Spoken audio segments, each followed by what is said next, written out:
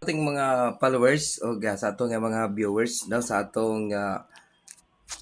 mga videos this time maghimo ta og usa ka video para sa for awareness of everybody kay ang nahitabo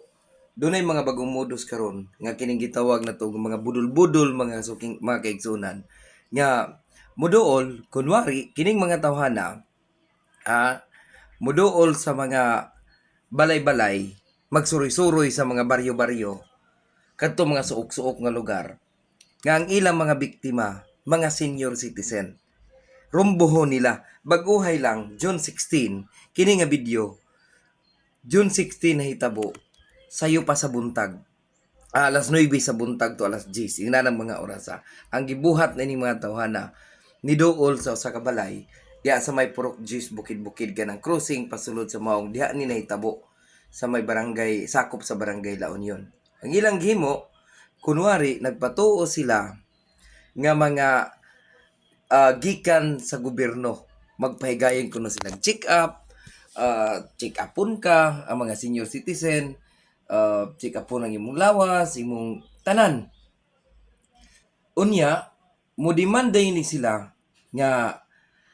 kung na kay alahas tangtangon ang imong mga alahas rilo aritis kadto nga di kantidad singsing kulintas tangtangon nila kay kuno dili mo ditik ang ilang machine nga gigamit. So ilan ang modos. Same sa nahitabo atong June 16 diya sa may Purok Gis bukid-bukid. Wala sila nakabiktima tungod kay nakabantay sila ani nga CCTV nga nakuha ilang mga dagway. So ni padulong ning mga balhibo kamot kining mga salbahis nga mga tao nisulod ni padulong diri sa may maong area. Nisulod nakabiktima gyud sila isa usa ka senior citizen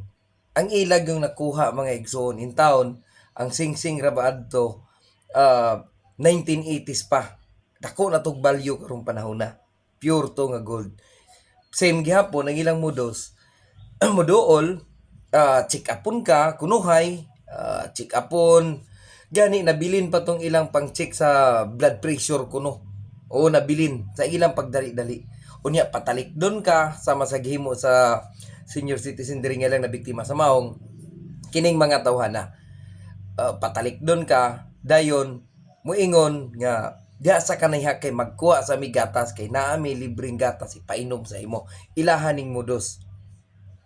bantayan nato nga kini mga tawhana naara ni sa tong palibot nagtuyok-tuyok nangita naghulat nga magabinta og naghulat og mabiktima. So atong buhaton na kun ugaling adunay mga tao nga upat ni sila ka buok tagduhan ni ka motor na tiguang na babae na lalaki na mga idaran apoy mga batanon. So ang atong pahimangno kung naa man galing or moabot ni sa inyong lugar kining mga tawhana tanawan ninyo maayo ang video. Moabot man galing ni sa inyo panawag na dayon mo sa atong kapulisan sa Kabadbaran or sa inyong mga barangay officials para ma-hold ni sa mga CBO kay kining mga tawhana ang racket ani kini yung pagpangilad sa mga senior citizen. Take note, ubay-ubay na ni silang na biktima. Diri sa Purok Gis kining kuha sa CCTV wala ni sila ni saler kay nakabantay tanawan ninyo pagayo nakabantay nga naay CCTV mo to nagdali-dali padulong sila sa maong nakabiktima sila isa so bantayan nato pahimangnuan nato ang ato mga nanay ato mga tatay nga dili gyud basta-basta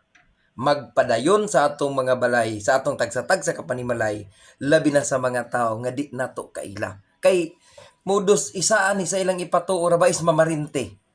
mamarinte ni sila ang ilang nabiktima diri ilang giingon nga parinti kuno sila sa side ni kuan daghan sila nganlan. So atong pahimangnuan ang atong mga nanay tatay atong mga senior citizen. Be even kita sa atong pamilya, sa atong mga anak nga dili gyud basta-basta magpasaka og mga tao nga dili nato kaila. Manghinaot mi nga kining video makahatag og pagtulunan og ma-aware tang tanan. Maka ipahibalo nato ni tungod kay Nagtuo ta nga kining mga tawhana di gyud nimo undang sa pagpangilad, paghimo og mga mudos para lang sila makakwarta. Daghan salamat ug manghinaot ko nga makahibalo og mapahibalo nato ang tanan para makabantay og dili na makabiktima pa kining mga tawana. Salamat og maayong adlaw kanatong tanan.